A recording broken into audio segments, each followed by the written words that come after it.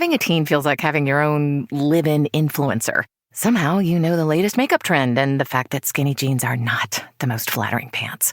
Now it's time for you to show them what's up, thanks to Domino's. From August 12th through 18th, carry out as many large 2-topping pizzas from Domino's as you want for only $6.99 each. And teach your kiddo that saving money and Domino's pizza will never go out of style. Carry out only. You must ask for this limited time offer. Valid 8/12 through 8/18. Tax may apply. Prices, participation, and charges may vary. Building a portfolio with Fidelity Basket Portfolios is kind of like making a sandwich. It's as simple as picking your stocks and ETFs, sort of like your meats and other topics, and managing it as one big, juicy investment. Now that's pretty good.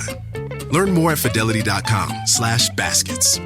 Investing involves risk, including risk of loss. Fidelity Brokerage Services, LLC. Member NYSE SIPC.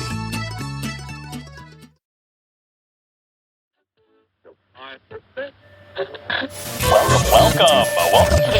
I want to get your opinion on the finale of Game of Thrones first. I'm assuming you, because I heard, obviously, I was mentioning the show. I heard you, kind of laugh in it, meaning I know you saw it. Bit of a letdown, personally. Okay, well, I'll give you my take on this. I would love to hear it. I never watched Game of Thrones until season 8 came out. Same. I really knew nothing about it, even though I had been in it. I had been in series 5. I had a small part in series 5, and then my part got completely cut out of it. So, that's gotta suck. But when I was binge watching, I was like, "Oh, my part's coming up," and then I was like an extra, and I was like, "Oh shit, I guess I'm not in it then." So so you did the same as me. I watched the whole thing, and by the time I got to the finale, I was like, "That's perfect." I'm completely at odds with everybody else in the world. I thought it was absolutely perfect. So let me kind of change what I said. I enjoyed it. I didn't like.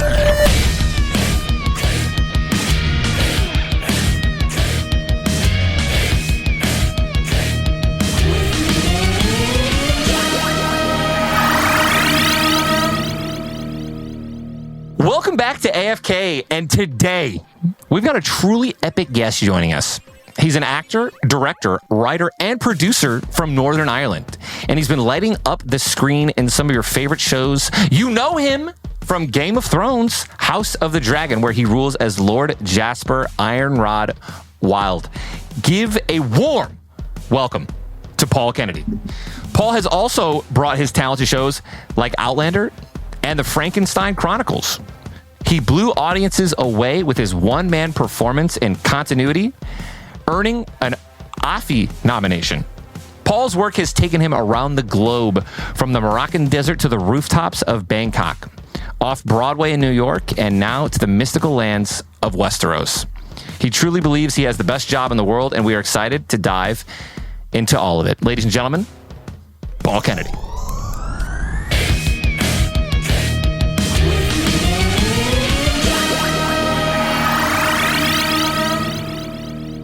Where are you about? I'm in Belfast, Northern Ireland. Northern Ireland? Yeah, man. Oh, well, how's the weather like over there, man? Terrible, as always. Are there any good times? Is there a time to come to Northern Ireland? I mean, no, it's potluck. We get 200 days of rain a year here. It's we get maybe 10 nice days a year. And that's about it. I mean, I'm not going to rag too much on the weather here because it's a bone of contention for all of us who have to live here. But it's. I mean, if you like, moist, wet, damp weather, this is the place for you. If you don't, just don't come here. Oh my God! All right, noted. I got some. I have some friends from Ireland that I play Final Fantasy with, a video game that I love, and then I also got some guys from Scotland as well. And they always complain about the weather. All right, dude. So you are. Let's just dive into the meat and potatoes, dude. I believe how long ago did the most recent season of House of the Dragon just come out? Because I've only watched the first season. It just dropped 6 weeks ago, so I think next week is going to be episode 7. So it's still pretty fresh in people's minds, and they're kind of pumping it pretty hard on the TV over here and on the internet. So yeah, it's pretty fresh right now. Paul, do you have any like feelings or opinions about like how the episodes launch. And what I mean by that is like, I feel like all the Game of Thrones, they did this as well, which is one episode a week, right? Until the end of the finale. And then, like, but I'm a binge watcher. Yes. All right, dude. I like just now, I just popped on Netflix. There's this show called Sweet Home that I'm just obsessed with. And it just drops like all the episodes at once out of nowhere. Right. And I love binging that. So what's your thoughts? I mean, because we've got binge culture now, I'm more used to the binge, and I like the binge. So the 1 week thing, I'm kind of like, people are so kind of, they don't keep things fresh in their memories for too long. So for a week to wait a week for a new episode, it's kind of old school. I kind of like it.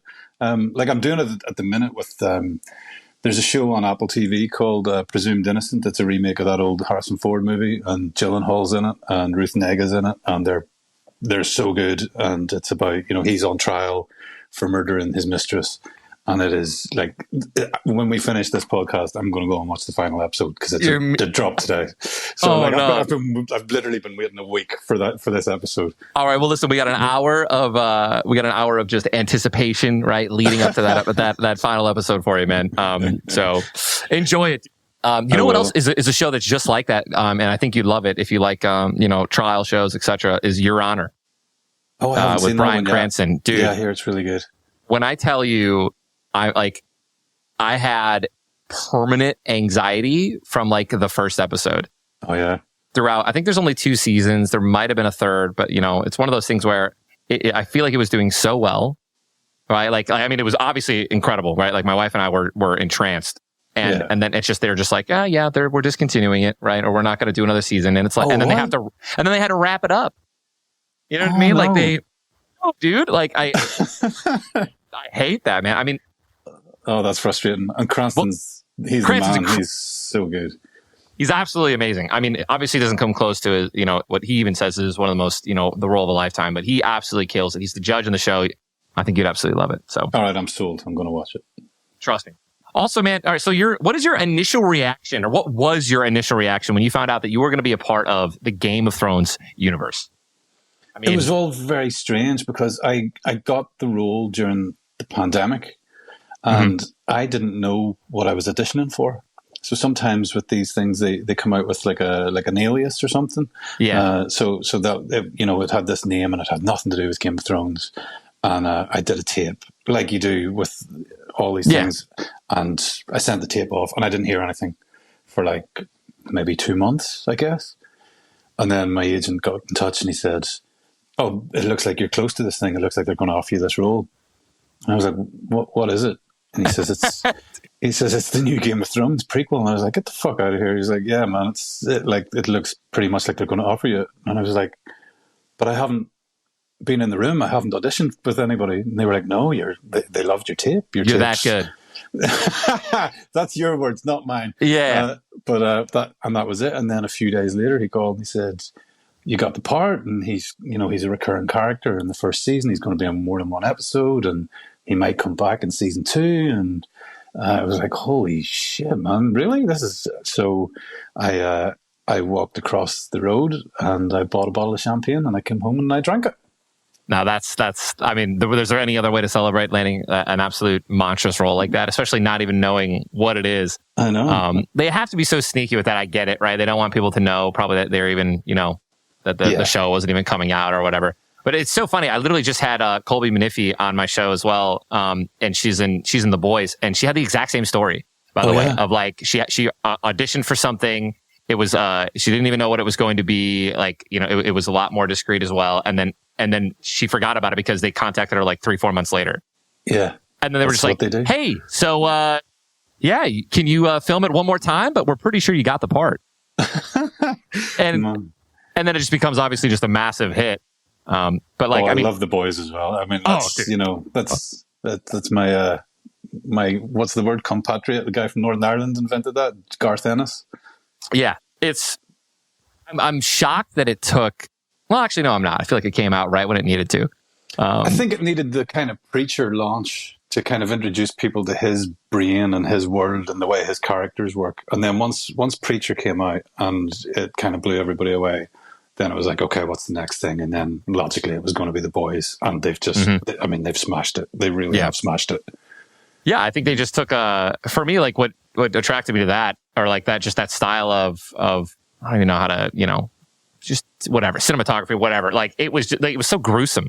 Yeah. And it hooks you in immediately. I literally first scene, Huey's freaking girl just gets crushed, right? And ran over by one of the superheroes.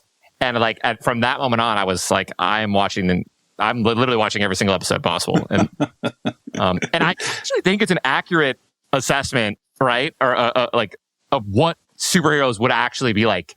Yeah. In reality, right? Well, like that's not always Batman the thing and with Superman. Me, like, when you're a kid and you're reading the comics and stuff, and you're just going, you fantasize about. You ask your friends, what superpower would you have? Would you be invisible, or would you fly, or would you have strength, or whatever? But there's always a bit in your mind going, what nasty shit could I get up to? Like, absolutely. What could you get away with? What are you going to use this power for? And no one's going to be like, we're able to create food from nothing and feed the world. Like, no, it's absolutely accurate, man. And it's just a great representation of what the PR, right? Like I love that too. Like it's a PR, like superheroes having PR teams is just, I can totally see it. It's really great. But look, to go back to your question about, what I felt at the very start about when I got the thing, like, I'll be honest, man, it still hasn't really sunk in. Like I watched the show, like I kind of purposefully didn't watch the first few episodes, and then I binged all 6 episodes over the past couple of nights. Yeah. Just to get really into it. And I'm watching the show and I pop up on the screen and I'm like, oh my God, I'm there. I'm in that. I'm going to work in that place, in that studio, in King's Landing. It's, the first time I got on set, they had been shooting for, maybe a couple of months already. Wow. I think I came in episode 6. So everybody was kind of in their vibe. Yeah. But then it was after the time jump in season 1. So I was just coming straight in, replacing somebody in the small council. I remember them bringing me from my trailer into T-Stage at Warner Brothers Studios in Leavesden, and just walking, you're basically, you walk through the door and it's just like a big aircraft hangar, and then you get in and there's a castle just inside the hangar, like a massive castle.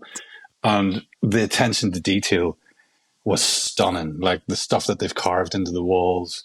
There was a massive big tapestry hanging up with, like really intricate designs of the Targaryen history, all doing like nasty stuff. And it was just so cool. And one of the cast members he had been there for a few months. He just looked at me and he saw me looking at everything, and he was like, "It's fucking cool, isn't it, man?" And I was like, "Yeah, man, it is so cool." And then they bring you into the chamber, and that's my home on the show is the small council chamber. I'm very rarely out of it, but and I have my seat and I love it, and I love that room. I love like the attention to detail and the production design that's gone into that room. Like, and thankfully people notice it when they watch the show, because you see articles like, what's with the balls that they spin at the table and all that sort of stuff. And it's really cool. It's such a fun place to go to work. I get to go to work in Westeros. Come on, man. It's crazy. No Starbucks cups being found in one of the final scenes, right? Well, sometimes we try and sneak them on for badness, but they're pretty vigilant about that stuff now. That's hilarious, man. No, I know exactly what you're talking about. I get the exact vibe. I've recorded a couple of like very, very, very small scenes in some movies, but they were like for big movies. So like, you're walking into just like an empty warehouse, and like to be like, I mean, I can't. That was going to be one of my questions, was where's a lot of the filming take place, and was there a lot of travel for it? But like, I mean, mostly for like, I'm always in T-Stage. I don't travel. I was supposed to go to Spain. They shoot a little bit in Spain, and they said in series 2 you might be going to Spain, and then they went, no, we're just going to keep you in the small council chamber for the entire season, dude. I was like, thanks for that. But they shoot it all over. They had a unit. Did you want to travel? Like, or do you like? I did. I love traveling, man. That's a part of the job of being an actor that I really, really love. And, I've been doing this for like over 20 years now, and it's taken me all around the world. I've done plays off Broadway, and, just even things like that, other actors they might never experience getting the subway to Tribeca to get off and do a show off Broadway. It's just things like that.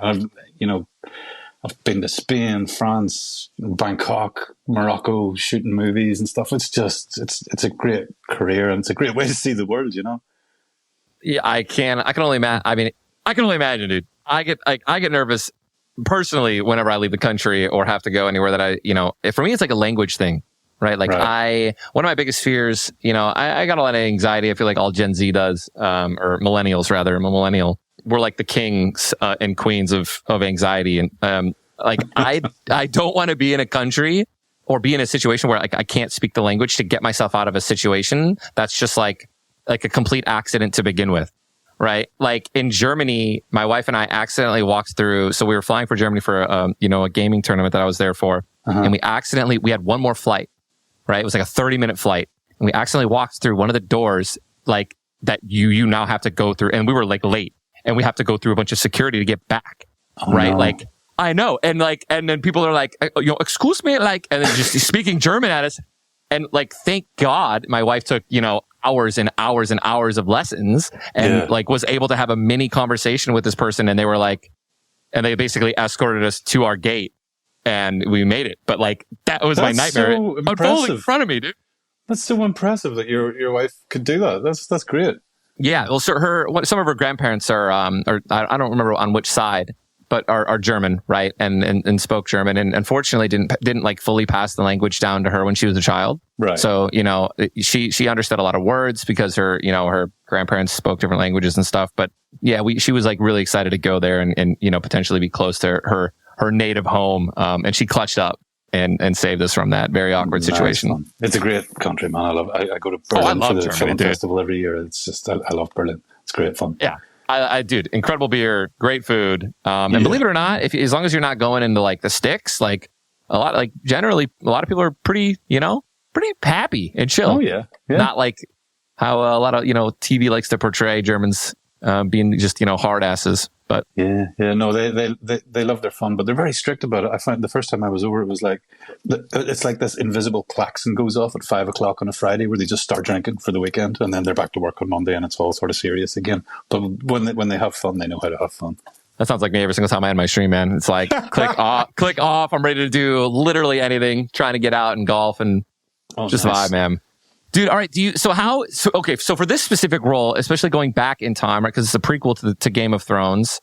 And like, how do you prepare for a role that was is as complex as this one and following the series like Game of Thrones, right? Like, what was your preparation going into this? And like, obviously when you got the part, they gave you everything you needed to know about your character and who you were playing. So like, just walk me through it, man, the process.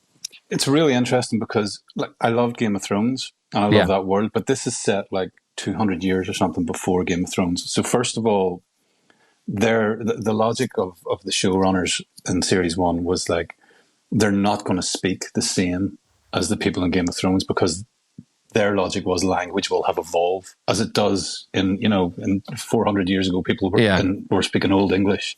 Absolutely. They're speaking completely different. So they were like the cadence and the rhythm and everything of your language should be different from Game of Thrones. And it's a little bit more Shakespearean and they wanted to lean into that. So they have a team of like dialect coaches working with you who are really great. And because I sound like this Irish hillbilly and I'm playing like a sort of, a guy with very frightfully awfully English accent, and he's very sarcastic. They help me with my lines and with my accent and with the dialect a lot, and they're really great. In terms of building the character, there's very little about this character in George R.R. Martin's original book. Yeah, there's like a paragraph about him, and it's a very funny paragraph. That's all there is, and they've really expanded on this character through this paragraph. Now, they haven't brought any of this sort of personal life into the show yet, but he's called Lord Jasper Wylde, so he's the master of his house. So all of a sudden, I'm like, okay, he's a lord. Yeah. So he's got to have that sort of lordly cadence to him. He's got to look whatever way he wants. He's got to be confident. He's got to feel like he's the lord, and he's got to feel like he has a commanding presence. And then it says, his nickname is Ironrod. In the book, there's like 3 different explanations for everything. The book is like there's 3 guys and they all have conflicting histories. Mm-hmm. And the explanation for Ironrod is, one of the explanations is that he was given that name because he's so strict about the law. He's the master of laws, and he's like, it doesn't matter what you think or what you think. It's what matters is the law. What matters is what's written down, and that's what we stick to. You know, doesn't matter about you think that person should be king or you think this person should be next in line with the throne. It's what the law says. And then there's another guy in the book where he's like, no, that's not why he's called Ironrod. He's called Ironrod because of the stiffness of his member. And he has 29 kids by 4 different wives. And the last wife died of exhaustion because he was just, you know, putting her through so much. So I was like, oh my God. So this guy, like, you know, he's like lordly and kingly at court or whatever. And then he's got tails, dude. And then he goes home and he is low key destroying all his wives and just impregnating them constantly. And it's like, dude, he's obviously woman mad behind the scenes. So there's not a lot of that that's been brought into the character yet, but it's a really sort of fun note to have there in the background. So I was like, okay, how do I play that? And then I get the set, and when I say the lines, he just comes across as a sarcastic, sassy, fearless son of a gun. He just does not, you know. The first big note that I got in series 1 from Miguel Sapochnik, who was one of the showrunners in series 1, was like, this guy doesn't like women. Even though he's got 4 wives, he doesn't like women, and he really doesn't like the fact that there are women on the council now. This is a huge departure from the norm, and he doesn't like it at all. And he shows complete disdain for any women in the room. And we kind of just took that and we ran with it. And then when we were coming back for season 2 and we were doing the rehearsals and the read-throughs, and I was talking to the writers and the execs, and I was like, do you think he's kind of eased up any? You know, he's now got to the point where he's been in the small council with women for a while. Is he okay with women in the room now? And they were like, fuck no, dude.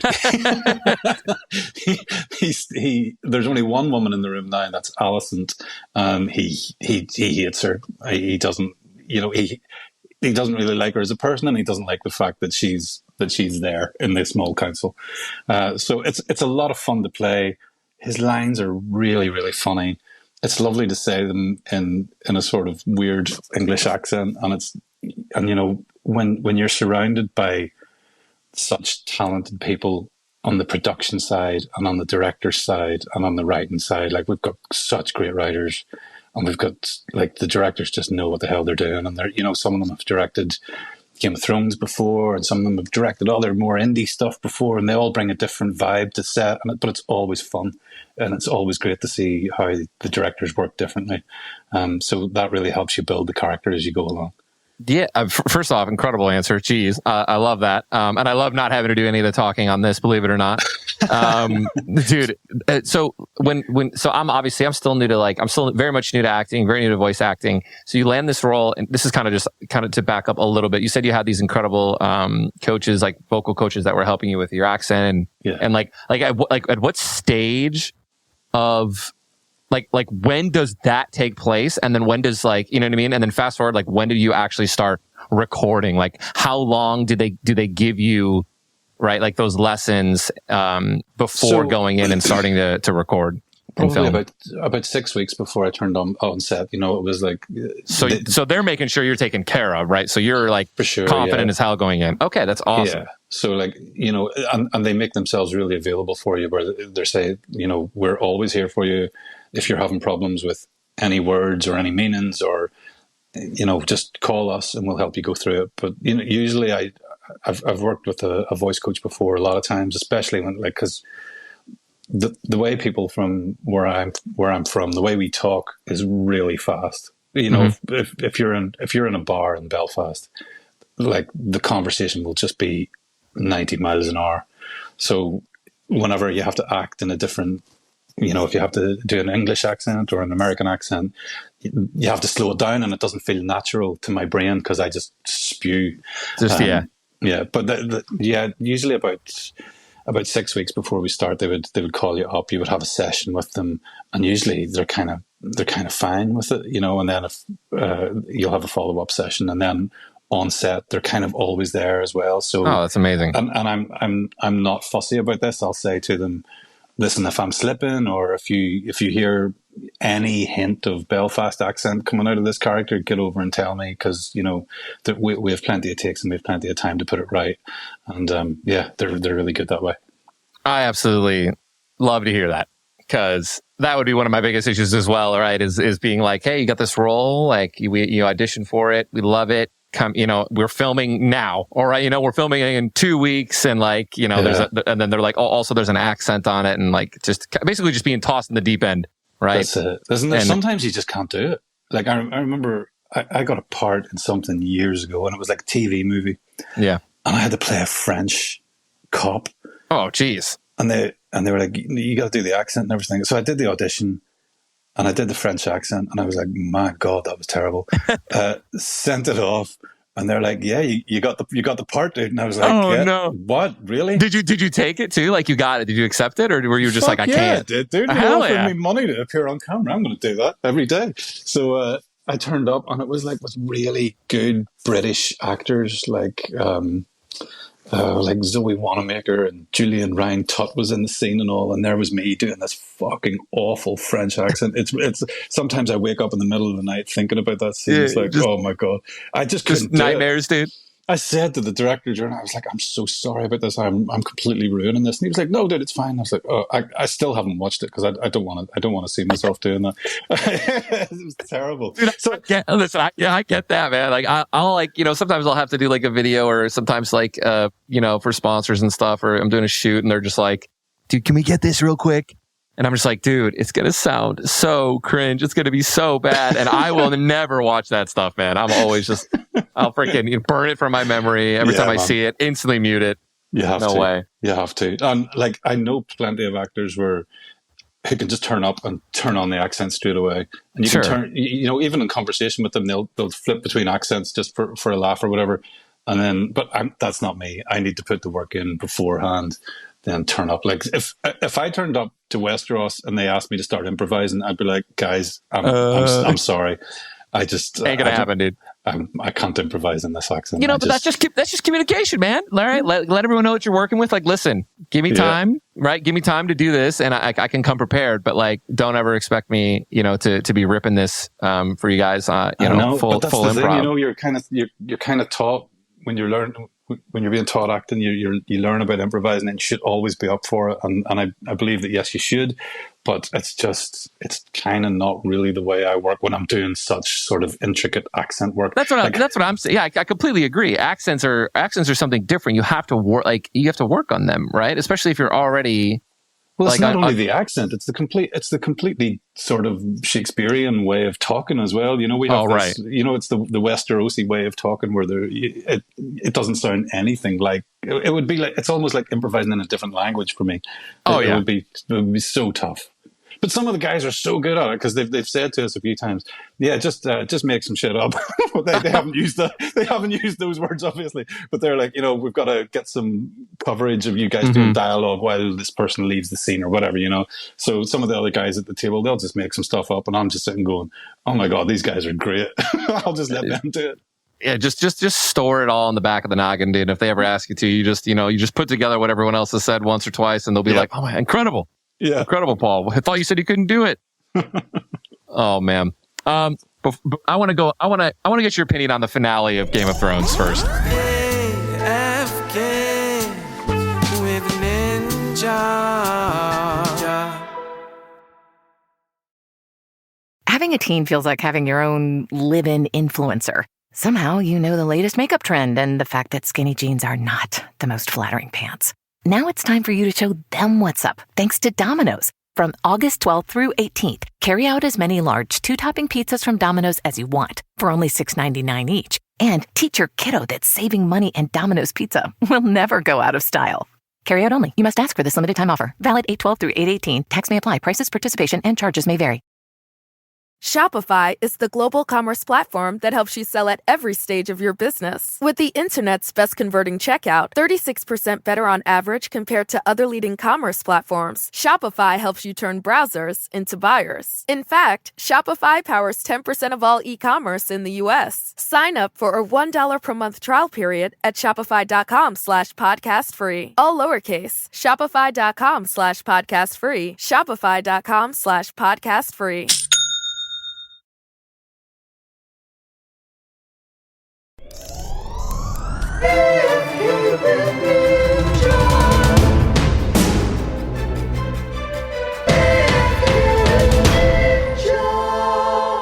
I'm assuming you because I heard, obviously I was mentioning the show. I heard you, kind of laugh in it, meaning I know you saw it.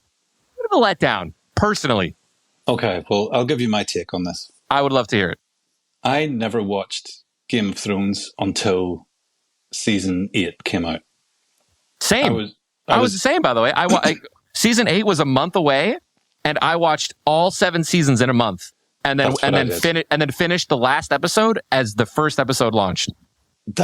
So that's you kind of did it the same as me. So yeah. I really knew nothing about it, even though I had been in it. I had been in Series 5. I had a small part in Series 5, and then my part got completely cut out of it. So, that's gotta suck.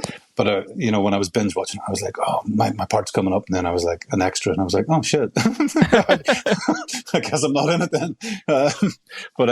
So so you did the same as me. I watched the whole thing, and by the time I got to the finale, I was like, that's perfect. I'm completely at odds with everybody else in the world. I thought it was absolutely perfect. So let me kind of change what I said. I enjoyed it. I didn't like how dark it was. Right. And by the way, it's like that's like a troll. That's like a meme on the internet, right? Of how dark that episode was, like the final fight of the episode was, and like you can't see anything. It was almost like you have this epic moment, right, from season 1 leading up to this, like knowing that that winter is coming, right, and then here's the massive fight, and like the only thing that you can see is like dragon's breath, right? Like, I don't know, man. Like that was to me. I get it. Look, for me, when I'm watching, the action never really floats my boat. It's more about the acting between the actors and the characters and what's going on. Like one of my favorite episodes was in that final season where I think it was called The Night of the Seven Kingdoms, and it was just them all sitting around a fire telling stories. Yeah. But before the fight, right? Like before the massive brawl. I loved that episode too. That was very like emotional and powerful. Yeah, but when you watch the whole thing quickly, like we did, and you see that character arc, the 2 character arcs, the Jon Snow and the Daenerys character arc, and you see her going from, this blushing bride of Khal Drogo in Series 1 to becoming this maniac in Series 8. And you see Jon Snow kind of tagging along with that, meeting her. You see, he falls in love with the wildling. He has this major arc, and then he falls in love with Daenerys, and then he has to smoke her in the end, and it's like, what? It's. I mean, I didn't want to. Yeah. I don't like spoiler alert, But like, come on, bro. If you haven't seen it, it's your fault. Yeah, but I thought that all of the characters were so well drawn, but those 2 especially, to watch that happening quickly, I could understand the frustrations of the fan base if they had watched, like we were speaking about at the very start of this conversation, if you had watched an hour every week for 10 years. And you would get to the end and go, that was it? What? Wait, what? But if you binge it all and you see that, those character arcs condensed in the space of a couple of months, and you get to see how, like, I thought it was really muscular writing, and I thought the final series got a really bad rep. I think it's a lot better than people give it credit for. That's not the answer that I was expecting. However, I absolutely love the take. Again, yeah, like I wasn't minority. I love it, dude. Again, I enjoyed it. Which is a little let down with the final scene, the final battle scene or whatever. But yeah, I think you're absolutely right. It was a great take. Thank you. Yeah, come on now, because I do know that there's a lot of people. We've got a lot of aspiring actors, obviously looking to land incredible roles such as this. What advice would you give to actors looking to break into high-profile TV series like The House of the Dragon? Wow, gosh, So, I mean, I would like, that's not, what I do on that show, I don't take for granted. Like, I think probably 95% of the actors working right now would kill for a part like that in a show like that. So I don't take it for granted at all.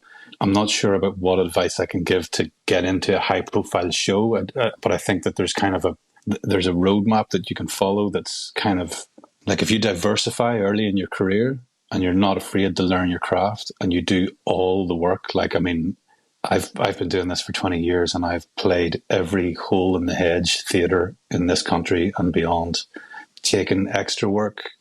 I've taken shitty commercials that I didn't want to do.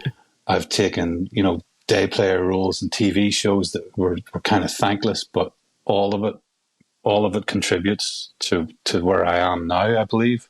I've also done other things. Like, I don't know if you know this, Tyler, but if you're an actor, you're not working all the time. And, there's a lot of the time that, actors will go to wait tables or they'll pull pints in bars.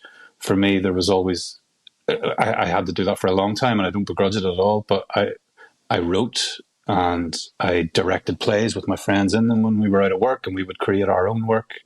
And then we would start creating our own films and short films and things like that. That kind of gives you a real skill set and a real understanding and a real sort of holistic understanding of the industry. And I think if you just do your work and if you just do it and always be willing to learn, then that organically builds you up a body of work. And then you have to realize that when you're an actor, you're a business as well. You are the thing that makes you money. And you've got to kind of put a price on what you do as an actor. So you can't just come out of drama school and go, hey, everybody, I want X amount of £1,000 a week to be in this TV show. Yeah. You kind of have to do the shitty jobs and show casting directors and show, directors and writers that you're good and you're reliable and you're trustworthy and you can bring their characters to life on stage or on screen. And then they start taking notice, and the casting directors start calling you in for other auditions here and there, and that's getting an audition is a good thing. That's to be celebrated, because it's tough. Like, even I know I had this conversation last week with a friend of mine who's been an actor for 30 years, and he's like, "Dude, I haven't had an audition this year," and this guy's a good actor. Yeah, and he's like, "I can't get arrested right now." I'm like, like that happens, But if it's about building up those relationships, making yourself seen, getting some exposure for yourself, and putting in good work in auditions when you get them. Because even if you don't get the audition, if you do good work for it, they might remember you. And I think I haven't had this conversation yet, but I think that had a lot to do with how I got House of the Dragon, because there's the casting director on this show is a really brilliant casting director called Kate Rhodes James, and I had read for her a few times before, and I never got the role. Oh wow! So, I think she remembered me, and I think she had a lot to do with getting me in for this job. Wow! I mean, dude, first off, Paul, that was so. I mean, I've had a lot of incredible actors and actresses recently coming on the show, which I'm very grateful for. But I feel like everything that you just described is something that I haven't asked this question to any of them specifically, but like throughout me interviewing them and just us chit-chatting, like I pretty much got that exact same like vibe of what they went through to get to where they are, which is like what you just laid out and described. I mean, like they were in Broadway, they were doing plays, they were doing, anything and everything, commercials they didn't want to do.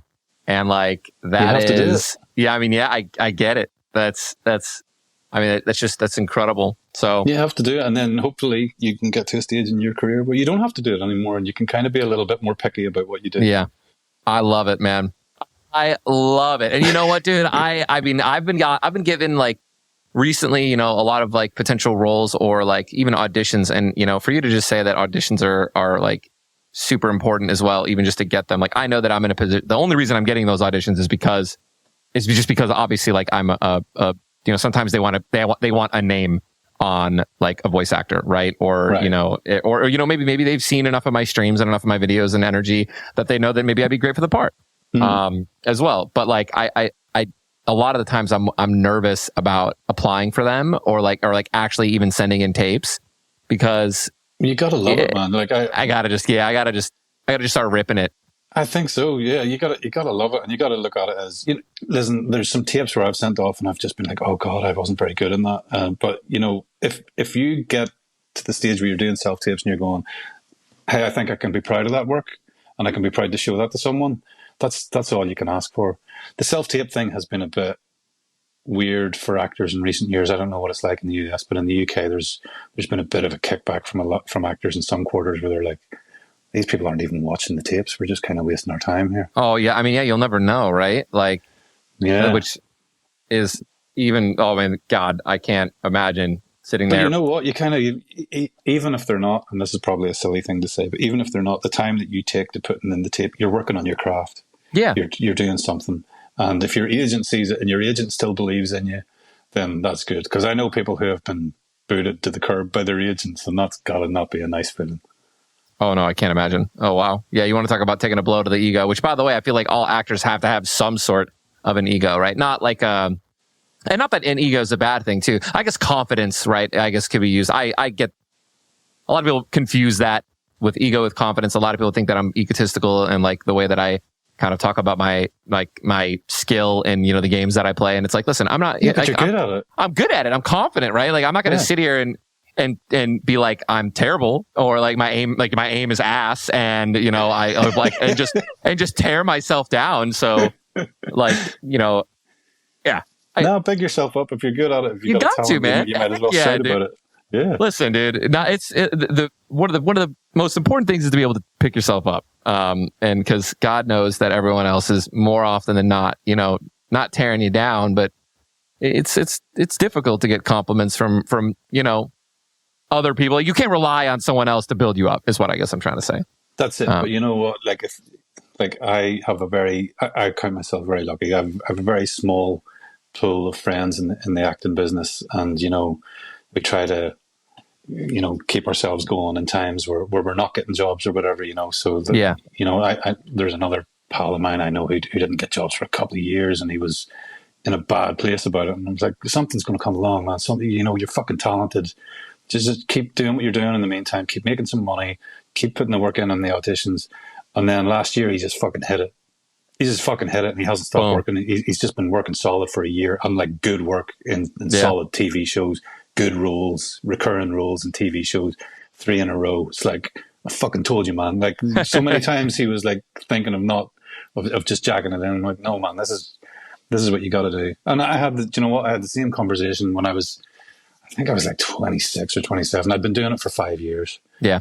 And I thought, right, I've done my 5 years. I'm not famous yet. I'm never going to make it. You know what I mean? Yeah. I didn't have the mindset then that I have now. And I remember I was in the car with my dad, and I was like, Dad, I think I'm going to jack it in. I gave it 5 good years. I think I got to get a 9 to 5 and get a steady income here. And he was like, no, this is what you do now, man. You're good at it. You keep it up and just keep doing it, man. I was like, okay, well, if my dad said keep doing it, I guess I better keep doing it. Hell yeah, man. That's what I'm talking about, dude. We love a supportive dad figure in our lives, man. That's yeah, man. They gotta be your number one fan. That's amazing, dude. I mean, I think that there are a lot of parents out there that sometimes they don't see acting as I would say those are more, your stricter parents in general. I feel like your average parent would probably support you, but there are probably ones out there that are like, be a doctor or be this or, be a different role. And if you're not, it's like, they'll just be, they'll take the first shot at you not being successful to be like, all right, it's time, like, playtime's over, right? Like it's time to actually. Well, in a weird kind of roundabout way, my parents are probably responsible for this. And like, when you grow up, I grew up in a town about 30 miles outside Belfast. Being an actor was never on the cards, like never. And, This is a kind of roundabout long story of how I got into acting, if you've got time for it. But, I got time, dude. Okay, so I was like 16 and I was working in a local pub in our town, and it was a Saturday and I was supposed to be working that night, and I had a really, really sore stomach, and I turned into work on the Saturday afternoon. I was like, listen guys, I don't think I'm going to make it in tonight. My stomach's just in pieces here. I don't know what's wrong with me. I'm in real pain. And they were like, yeah, okay, whatever. So I walked outside the pub. I tried to cross the road. It was a busy sort of intersection in the town I grew up. And I collapsed in the middle of the road. And a teacher from my school found me, and he was like, he gave me a lift up home. Anyway, long story short, I went through some surgery. My appendix had exploded inside me. Oh, at 16? At 16, my appendix exploded. They didn't know what it was, for a few weeks. It turned gangrenous. They went in to take it out. They missed some stuff in there. It turns out I had like a really blocked intestine. They had to keep me in hospital. They went in to take a little bit of my intestine out. Then it turns out that the operating room, the conditions weren't sanitized. So I got this thing called MRSA, which was a flesh-eating bug. No. I was one of the first people in the UK to get this, I believe. I was 16. And it hit my stomach, the scar where I had the appendix out. And the doctors didn't know how to deal with this. So they said to my mum and dad, because I was still a minor at the time, they don't talk to me, they talked to my mum and dad, and they were like, look, here's what's going to happen. That flesh-eating virus is going to travel one way. It's either going to travel down his leg, and we're probably going to have to amputate his leg, or it's going to travel up, and it's going to take his heart, and there's nothing we can do for him.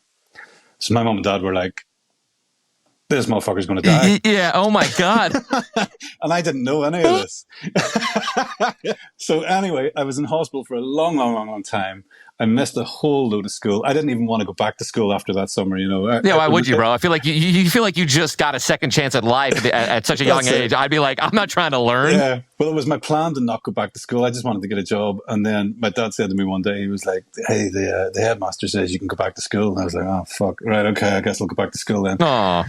So I went back to school, and they said you have to do like an extra subject to make up for all the time you've lost, and you got to do it after school. And I was like, well, what's really easy? And they were like, drama, dude. Everybody gets an A in drama.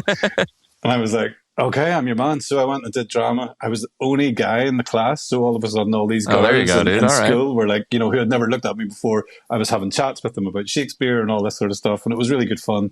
And of course, because I'm the only guy in the class, I get cast as the male lead in the play. So we do this play, and I really liked it. And then my dad came home one day, because my dad was a teacher in the school. And he says, hey, the drama teachers say you're pretty good at this. And I was like, all right, thanks. And he was like, no, they're saying like you should go to university and maybe study this. Wow. And I was like, oh, really?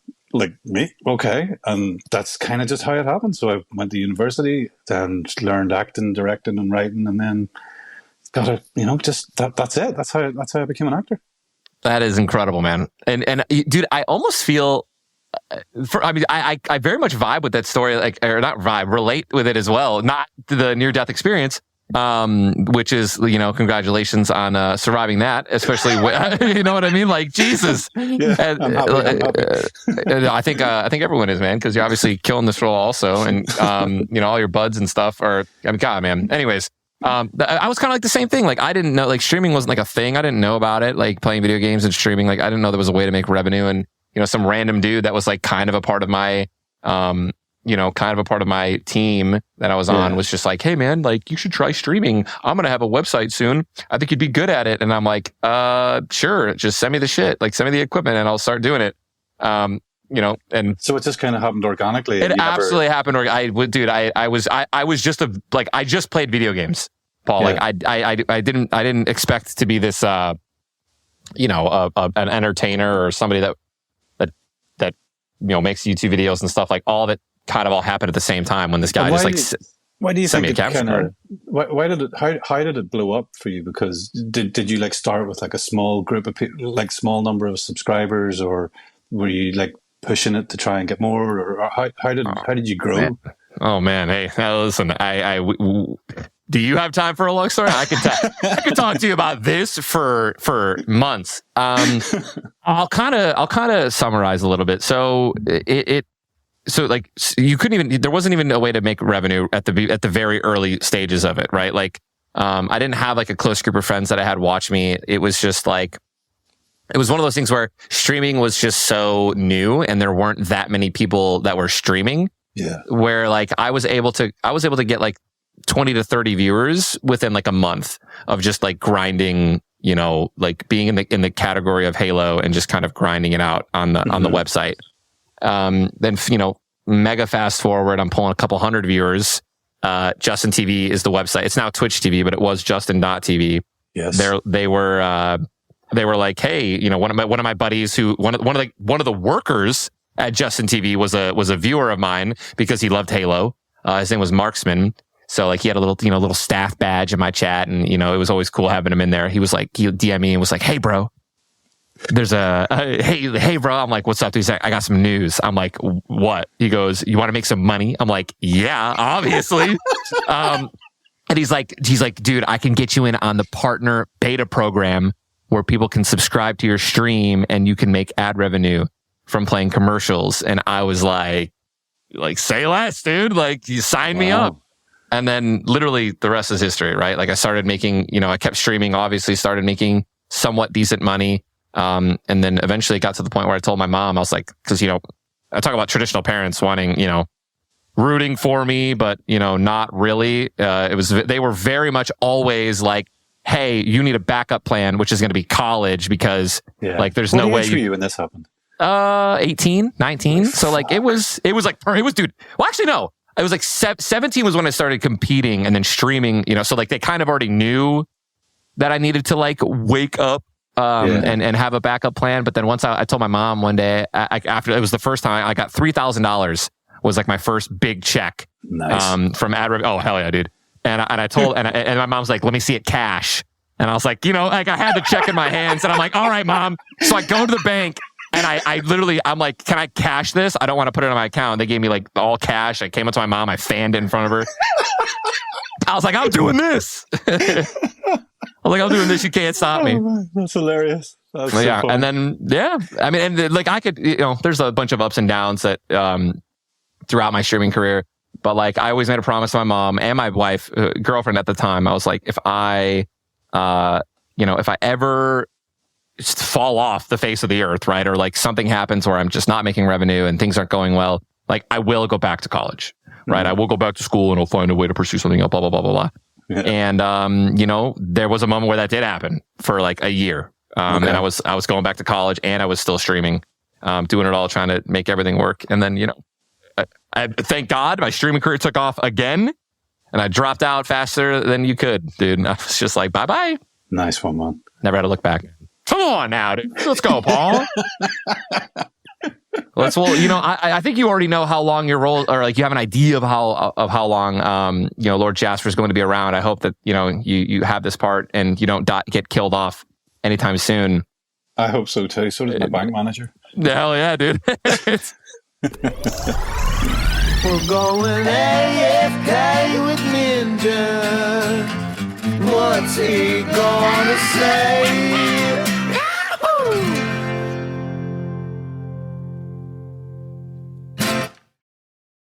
Having a teen feels like having your own live-in influencer. Somehow you know the latest makeup trend and the fact that skinny jeans are not the most flattering pants. Now it's time for you to show them what's up, thanks to Domino's. From August 12th through 18th, carry out as many large 2-topping pizzas from Domino's as you want for only $6.99 each. And teach your kiddo that saving money and Domino's Pizza will never go out of style.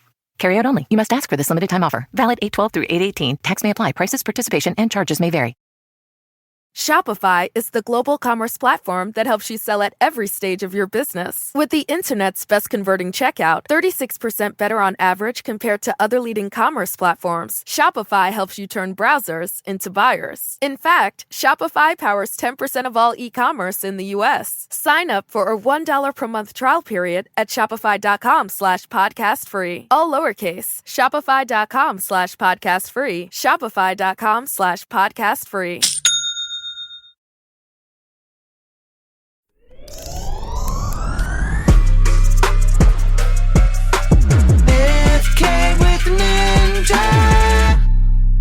All right, man. We're on the last 7 minutes of the show, dude. We're gonna finish off with some this or that questions, and just some other little, you know, fun ones. You ready, man? Okey dokes. Yeah, sure. All right, dude. Filming in your hometown or traveling? Traveling. I knew the answer to that. Obviously, I'm starting to realize that a lot of these questions get answered by just us having a conversation for the first 50 minutes. Listen, I love my hometown. I love filming here. I very rarely film here. I did get to do like a Netflix show here years ago. It wasn't the Netflix show then; it was an ITV show. But then it got bought by Netflix, and that was cool to go and do a show, and then come home at the end of the day. But I love traveling, man. I love coming back to a hotel and sinking a sneaky glass of red wine in the hotel at the end of the day. Oh yeah, man. Dude, that's what I'm saying. Stage acting or screen acting? Strain, bro. I can't do stage anymore. I got the stage fright. Are you serious? Yeah, I got it in 2016 bad, and then I did one more play in 2017 to try and go to see if I could do it. I can't do it. I've got the stage fright really bad. My body is in agony before going on stage. That is, I mean, first off, I did a show, a stage, if you will, performance for like The Masked Singer. I get it, dude. I was, oh my God, bro. Dude, first off, my wife said yes for me. And then goes, hey, guess what? You are doing something pretty cool. And I said, what is it? And then they're like, you have to sing, dance. There was choreography. It was awful. But no, I can't imagine. I don't think I'll ever be able to. Even when I do live events for like my stream or whatever, I always have that like just severe anxiety before going out there. Oh, it's crippling. And that's why I love screen, because you get to do it you can fuck it up as many times as you want, and they'll just keep the coat rolling, Dude, that's what I'm talking about.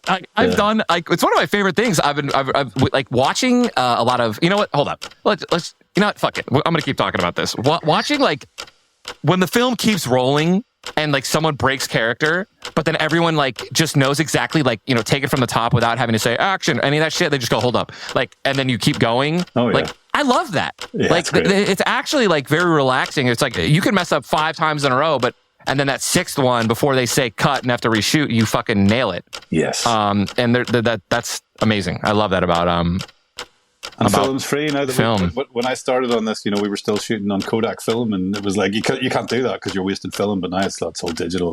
Film's free. You can mess it up as many times as you want. That's what I'm talking about, dude. Oh, dude. All right. This could be a big question here, dude. And I think everyone's going to judge you for it. UK or the US? Oh, and what terms? Like what? Like are you just saying like what's better? You know what? Let me. It's just UK or US. But I'll say this. I'll say the food of the UK or the US. Which do you prefer? US. Because I'm a foodie. That's what I'm talking about. The US food is like the UK food is just kind of stodge, and I'm in Ireland, so it's like just potatoes on everything. Well, potatoes are incredible, and you can make some of the most amazing, sides with potatoes. But I hear you. True. But you guys do, and you guys, your portions are insane. Hell yeah, dude! Why do you think? How do you think we stay so fit? You know what I mean? Most amazing country in the world, dude. Yeah, it's great. Awesome, dude. All right, so okay, this one I kind of already know the answer to this. I think sold out, massive crowd, or small, intimate venue. Sold out, massive crowd, man. Let's go for it. All right. Okay, I think I know the answer to this one too. Improv or carefully rehearsed? Carefully rehearsed. Okay. Yep. Here's one we didn't talk about. All right, date night out or date night in? Date night in, man. I love that too, dude. I hate, especially going out in public. Like people run it. Can I get a picture in the middle of my dinner? I'm like, come on, dude. I don't have that problem, but no, you will. I don't think so. It's a matter of time. Oh, come on, dude. You got to manifest it. You're going to have that problem. You're going to land. This role's going to blow up so big. It's tough, dude. Date night in.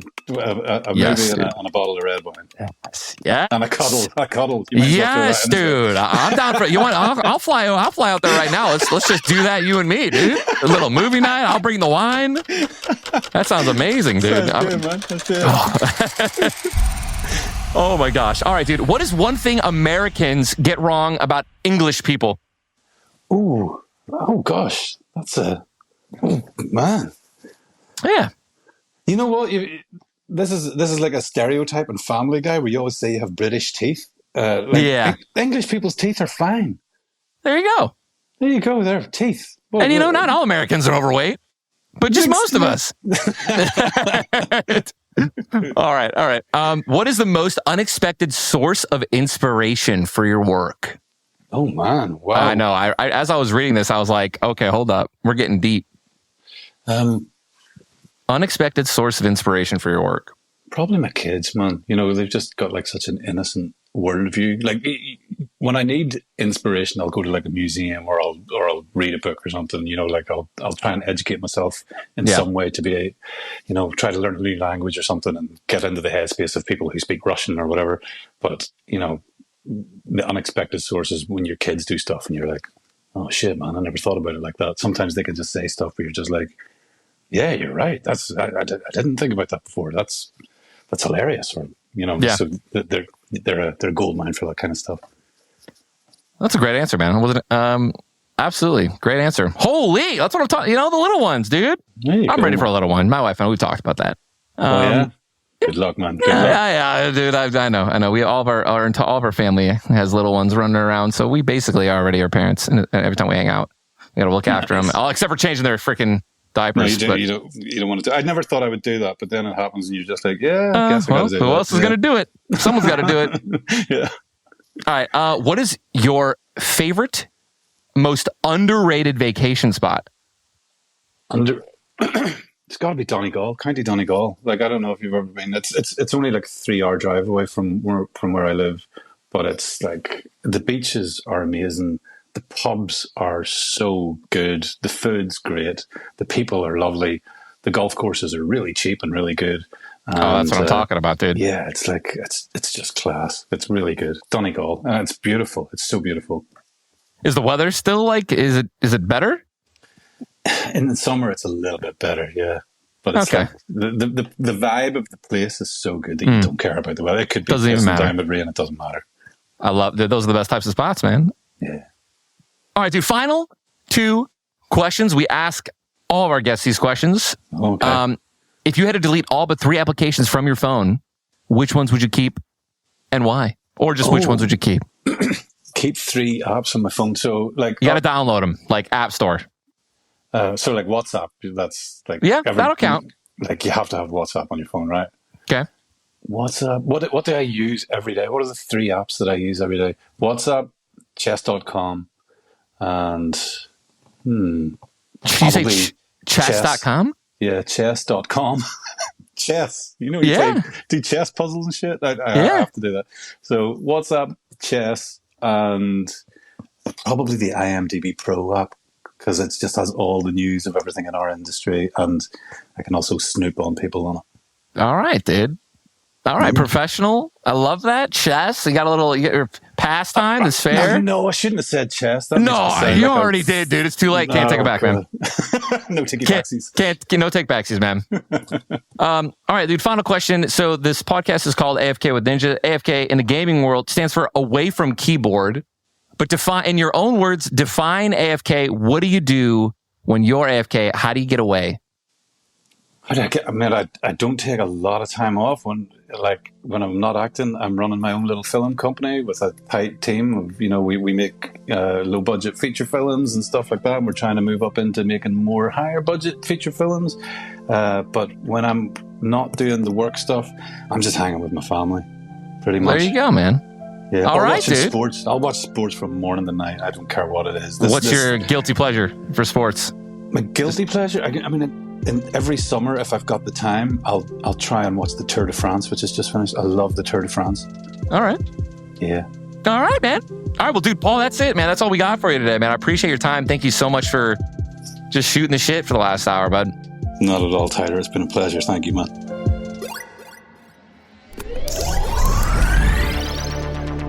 And there you have it, folks. We've reached the end of another epic AFK with Ninja episode. If you've enjoyed the journey thus far, please consider leaving a rating, review, and hitting that follow button. We have a ton of incredible guests coming your way, and I want you to be the first to know when a new episode drops. Until next time, catch you soon. AFK with Ninja. Ninja's got a show. It's AFK with Ninja, the best podcast in the world.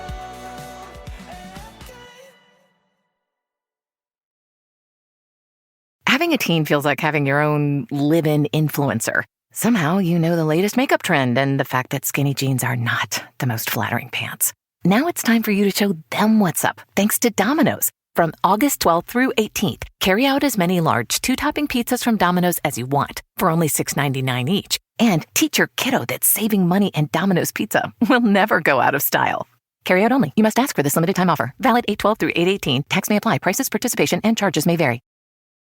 Shopify is the global commerce platform that helps you sell at every stage of your business. With the internet's best converting checkout, 36% better on average compared to other leading commerce platforms, Shopify helps you turn browsers into buyers. In fact, Shopify powers 10% of all e-commerce in the US. Sign up for a $1 per month trial period at shopify.com/podcast free. All lowercase, shopify.com/podcast free, shopify.com/podcast free.